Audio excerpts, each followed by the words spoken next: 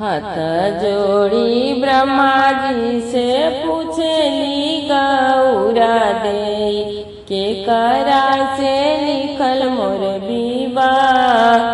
हाथ जोड़ी ब्रह्मा जी से पूछली गौरा दे के करा से लिखल मोर विवाह। पोथिया ऊंचारी जाबा देखेले ब्रह्मा जी विष्णु जी से लिखल तोहर विवाह। पोथिया ऊंचारी जाबा देखेले ब्रह्मा जी विष्णु जी से लिखल तोहर विवाह। इतना वचन जब सुनेली गौरा दे ब्रह्मा जी से गई ऋषिया। इतना वचन जब सुनेली गौरा दे ब्रह्मा जी से गई ऋषिया। फाड़ी दियली पोथिया हो तोड़ली जनेउआ शिवजी से लिखल मोर विवाह। फाड़ी दियली पोथिया हो तोड़ली जनेउआ शिवजी से लिखल मोर विवाह। नया पोथी किनी ब्रह्म जी पोथिया उचारेल शिवजी से लिखल तोहर विवाह।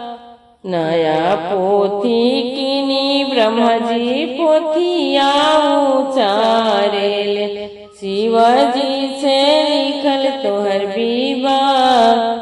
शिव पोथी ब्रह्मा जी जोड़बो जनेउआ शिवजी से करवनी मोर विवाह। शिव पोथी ब्रह्मा जी जोड़बो जनेउआ शिवजी से करवनी मोर विवाह। साझी बरियतिया शिवजी आईली हिमाचल घर ले आईली गौरा बिया। साझी बरियतिया शिवजी आईली हिमाचल घर ले आईली गौरा बिया। छुटी गईली माई बापा छुटी गईली सखिया छुटी गईले नैहर के राज। छुटी गईली माई बापा छुटी गईली सखिया छुटी गईले नैहर के राज। जब गौरा आईली हो शिवजी के घरवा देखलियो टूटही पलंग।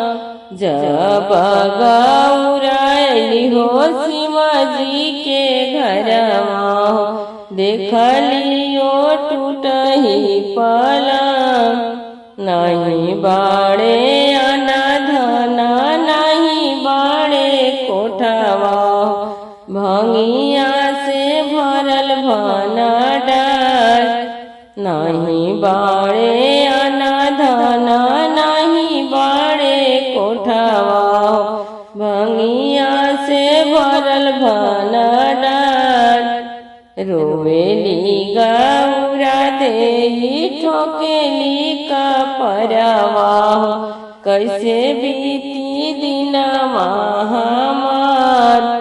रोवेली गौरा देई ठोकेली कपरवा कैसे